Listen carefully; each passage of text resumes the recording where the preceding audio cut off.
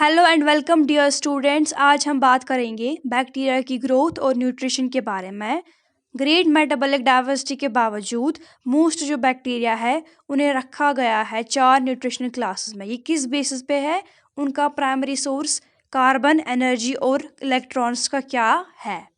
Majority जो है micro organisms की जो कि पढ़ी गई है, या तो वो फोटो ऑटोट्रॉफिक है या तो वो कीमो हेटेरोट्रॉफिक है। फोटो ऑटोट्रॉफ्स ये ऐसे बैक्टीरिया होते हैं जो कैप्चर करते हैं सनलाइट की एनर्जी को और इसे ट्रांसफॉर्म करते हैं केमिकल एनर्जी में। इस प्रोसेस में क्या होता है, कार्बन डाइऑक्साइड जो है वो रिड्यूस होता है कार्बोहाइड्रेट्स में। ऐसे बैक्टीरिया यूज करते हैं इनऑर्गेनिक हाइड्रोजन डोनर्स को, जो कि इलेक्ट्रॉन्स होते हैं जैसे कि वाटर और सोडियम थियोसल्फाइड। साइनोबैक्टीरिया यूज करता है वाटर को और पर्पल सल्फर बैक्टीरिया यूज करता है सोडियम थियोसल्फाइड को, एटस्ट्रा एंड एटस्ट्रा। साइनोबैक्टीरिया जो है उनके पास क्लोरोफिल होता है और वो प्रोड्यूस करते हैं फ्री ऑक्सीजन को जब वो वाटर की हाइड्रोलिसिस करते हैं। तो यहाँ पर रिएक्शन दी गई है, कार्बन डाइऑक्साइड प्लस वाटर है in presence of sunlight and chlorophyll gives CH2O and plus O2।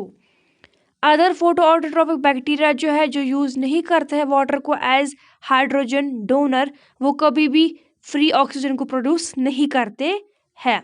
वो कंटेन करते हैं बैक्टीरियो क्लोरोफिल और बैक्टीरियो वर्धन। यहाँ पर रिएक्शन दी गई है, carbon dioxide plus hydrogen sulphide in presence of sunlight and bacteriochlorophyll gives CH2ON plus sulfur plus water। अब हम पढ़ेंगे फोटो हेटेरोट्रॉफ्स के बारे में। ये ऐसे बैक्टीरिया होते हैं जो ट्रैप करते हैं लाइट एनर्जी को, मगर ये यूज करते हैं ऑर्गेनिक कंपाउंड्स को एज कार्बन सोर्स। ये वैरायटी ऑफ ऑर्गेनिक कंपाउंड्स को यूज करते हैं जैसे कि कार्बोहाइड्रेट्स है, फैटी एसिड्स है और अल्कोहल्स एज इलेक्ट्रॉन डोनर्स। ये कंटेन करते हैं pigment bacteriochlorophyll, example purple non sulphur bacteria, Rhodospirillum, Rhodomicrobium, रोडोस्यूडोमोनास।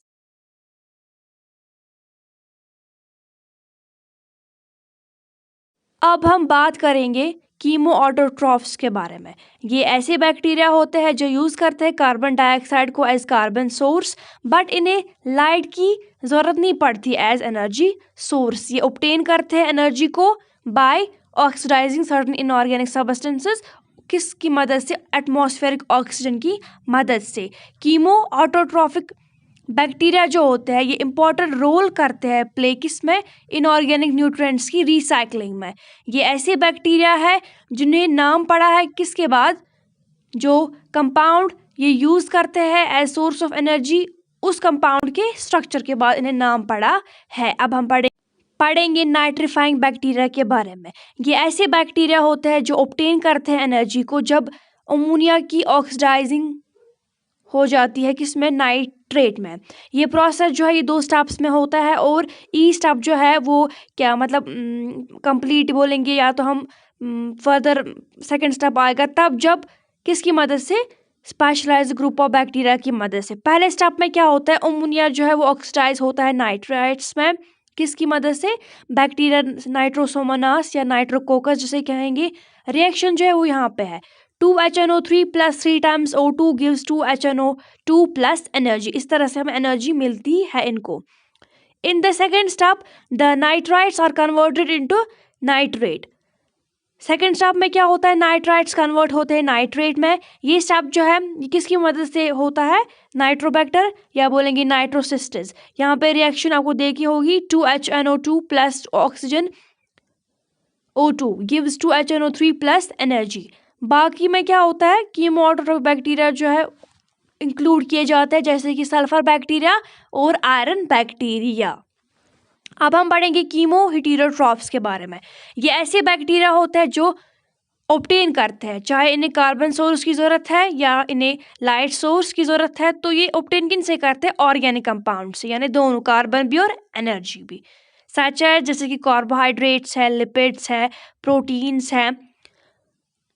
जो कार्बन सोर्स होता है एज वेल एज सोर्स जो होता है एनर्जी का वो मोस्टली क्या होता है, सेम होते हैं। मेजॉरिटी जो है बैक्टीरिया की वो क्या होती है, कीमो हेटेरोट्रॉफ्स होते हैं। जो 3 मेन कैटेगरीज है कीमो हेटेरोट्रॉफ्स जो है वो उनमें से किसी से भी बिलोंग कर सकते हैं। ये डिफर करता है कि उन्होंने ऑर्गेनिक न्यूट्रिएंट्स जो है वो कैसे ऑब्टेन किए हैं। 3 मेन कैटेगरीज जो है उनमें से पहला है पैरासिटिक। ये ऐसे बैक्टीरिया होते हैं जो फूड को ऑब्टेन करते हैं लिविंग होस्ट से, जिन पे ये ग्रो करते हैं। पैरासाइट्स जो डिजीज कॉज करते हैं उन्हें हम कहते हैं पैथोजेंस। उनकी एग्जांपल है क्लोस्ट्राइडियम, माइकोबैक्टीरियम एक्स्ट्रा। सैप्रोफिटिक जो होते हैं ये ऐसी बैक्टीरिया होते हैं जो फूड को ऑब्टेन करते हैं किन से, डेड और ऑर्गेनिक रिमेन्स जो होते हैं फ्रूट्स के, vegetables, leaves, meat extra.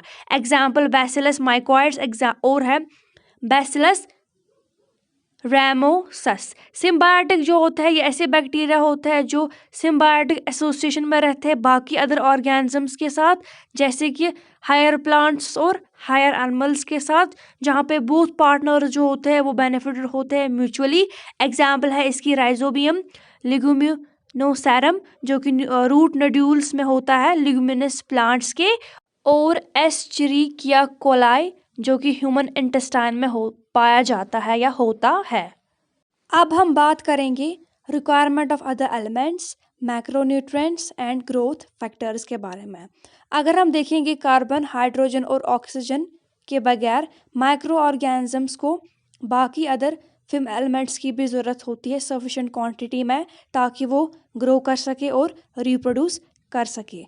Sales को नाइट्रोजन की ज़रूरत होती है ताकि वो फॉर्मेशन कर सके प्रोटीन्स की, न्यूक्लिक एसिड्स की और बाकी अदर सेल कंपोनेंट्स की। फॉस्फोरस जो है वो क्रूशियल कंपोनेंट है किसका, न्यूक्लिक एसिड्स का, फॉस्फोलिपिड्स का और एडिनोसाइन ट्राइफॉस्फेट का, जिसे ATP भी कहते हैं।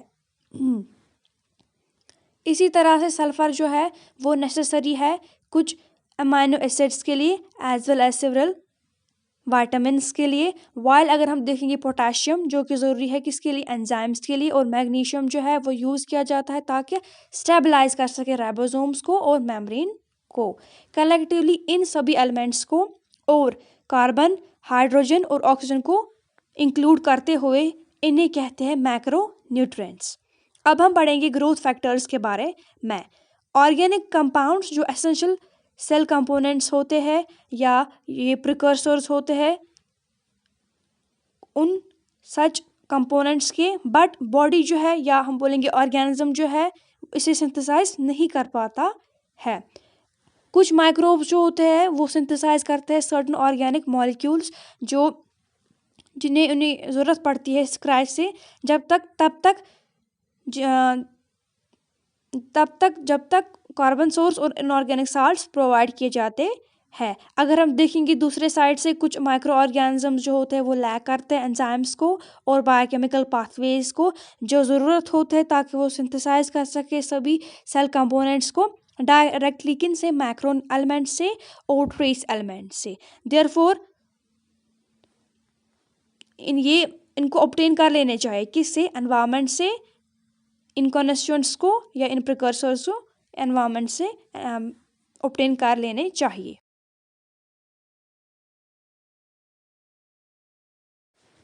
ग्रोथ फैक्टर्स फॉल करते हैं 3 कैटेगरीज में। पहला amino acids, building block of protein जिसे कहते हैं, purines, pyrimidines, building block of nucleic acid और vitamins, enzyme cofactors. Uptake of nutrients यानी न्यूट्रिएंट्स का अपटेक कैसे होता है, यानी वो ऑर्गेनिज्म तक कैसे पहुंचते हैं। अगर एक्टिविटीज़ को सपोर्ट करना है तो उसके लिए ज़रूरी न्यूट्रिएंट्स होने चाहिए। एक सेल जो है वो न्यूट्रिएंट्स को लाती है एक्सटर्नल एनवायरनमेंट से अक्रॉस सेल मेम्ब्रेन के थ्रू। बैक्टीरिया और आर्ची में क्या होता है, सेवरल डिफरेंट ट्रांसपोर्ट मैकेनिज्म जो है वो एग्जिस्ट करते हैं। पहला है सिंपल या पैसिव डिफ्यूजन। इसमें क्या होता है, इसमें सिंपल मॉलिक्यूल्स और गैसेस जैसे कि कार्बन डाइऑक्साइड, ऑक्सीजन और वाटर उनको अलाउ किया जाता है ताकि वो पास कर सके अक्रॉस सेल मेम्ब्रेन से। इस केस में क्या होता है, ट्रांसपोर्ट जो है वो ऑकर होता है अलोंग कंसंट्रेशन ग्रेडियंट, यानी इसका मतलब है हाई कंसंट्रेशन से लेकर लोअर कंसंट्रेशन तक। सेकंड जो है वो फैसिलिटेटेड डिफ्यूजन है, इन्वॉल्व करता है use of concentration gradient, but ये इन्वॉल्व करता है क्या, यूज ऑफ कैरियर प्रोटीन्स, इन्हें कभी कभार कहते हैं परमिएसिस बी।